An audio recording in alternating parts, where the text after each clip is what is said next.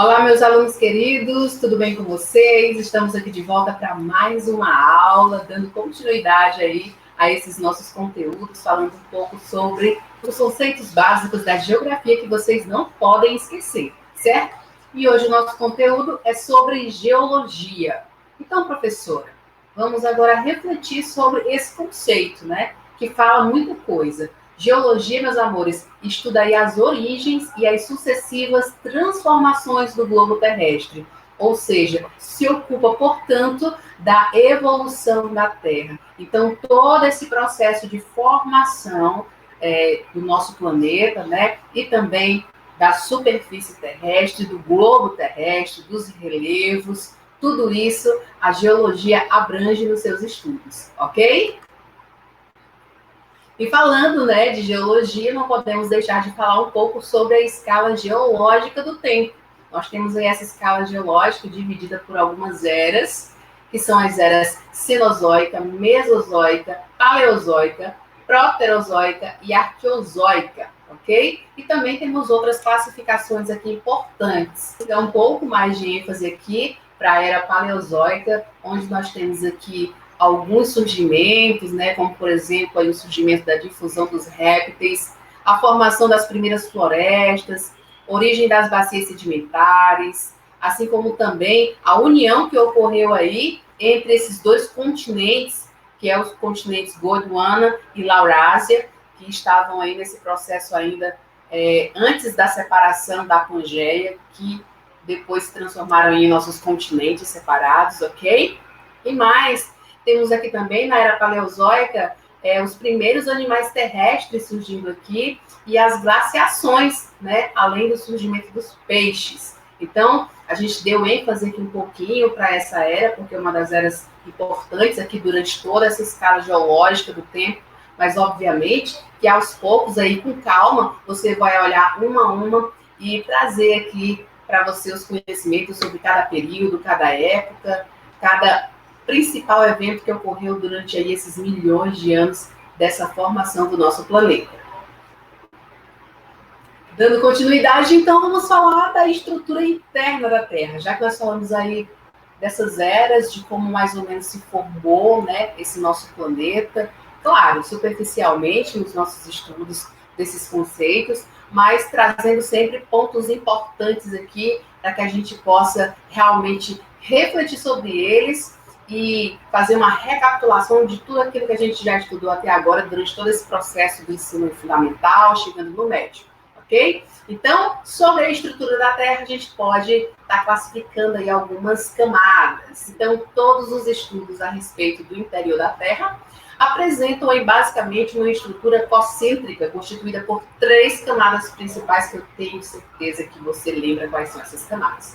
Não é possível.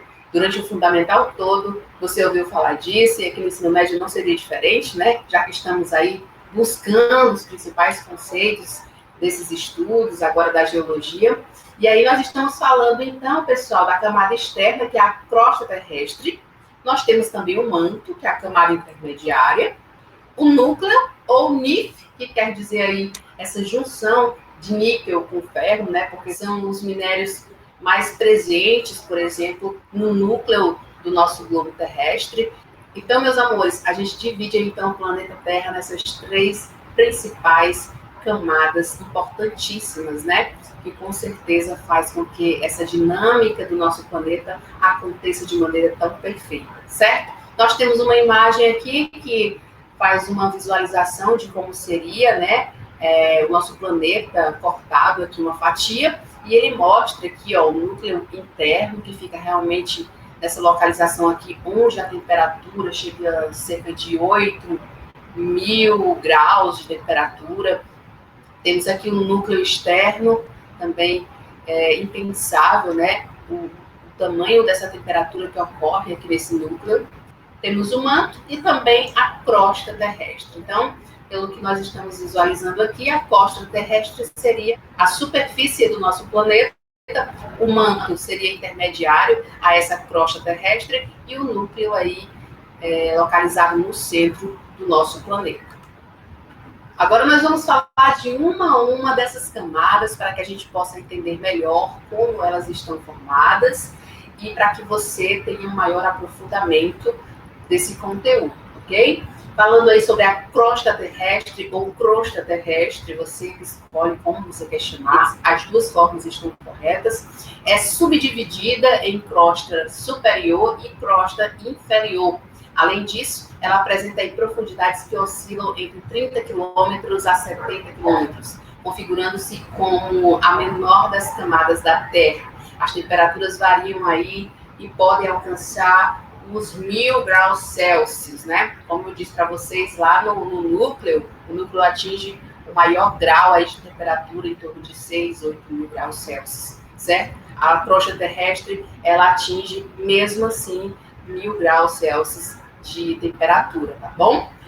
Podemos dividir a crosta terrestre em crosta superior, que é composta predominantemente por silício e alumínio, e os tipos de rochas são as sedimentares, além do granito e do basalto, ok? A crosta inferior é formada por, basicamente, basalto, com predomínio dos elementos de silício e magnésio, e vale lembrar que os oceanos não apresentam aí a crosta superior e a inferior, apresentam profundidades entre 5 quilômetros e 15 quilômetros somente. Então, nós temos aí a crosta terrestre, né? E temos também a crosta oceânica. A crosta terrestre fica emersa e a crosta oceânica submersa, certo?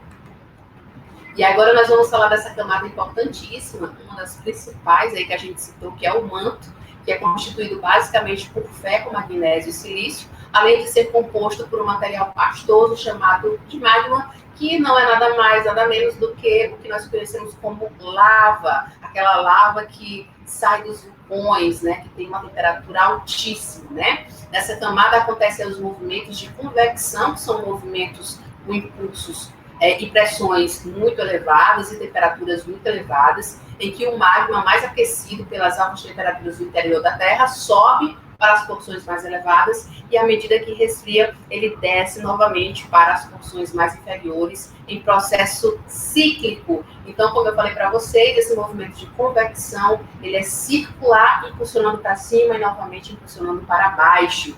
E está diretamente ligado também com o movimento do nosso planeta Terra, certo? As profundidades aí do manto podem alcançar cerca de 2.900 quilômetros e atingem cerca de 2.000 graus Celsius, também a temperatura muito elevada.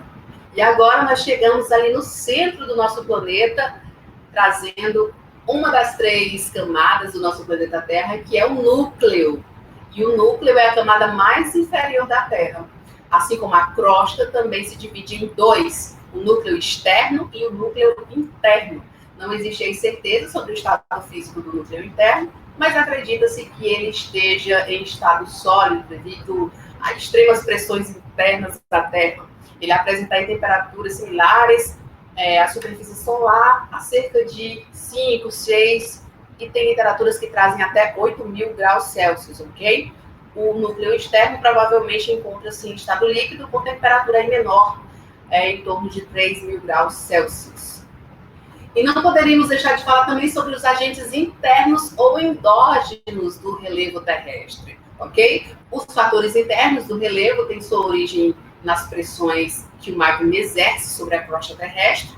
Essas pressões podem provocar o vulcanismo, né, como eu dei exemplo ali também desse movimento convectivo que acaba impulsionando para cima e parte do manto acaba expelindo através de lavas, certo? E outros fenômenos chamados tectônicos, como a formação de dobras e fraturas na criação de montanhas, que também recebe o nome de orogênese, que depois a gente vai se aprofundar mais sobre isso, tá? A diferença entre a temperatura do magma, uma substância quentíssima e por isso fluida, e a temperatura da crosta, que é mais baixa, pode resultar em 2 fenômenos. Em algumas regiões, o magma extravasa para a superfície pelos vulcões, sob a forma de lavas. Em outras, é a crosta que se transforma novamente em magma, sugada para o interior do manto.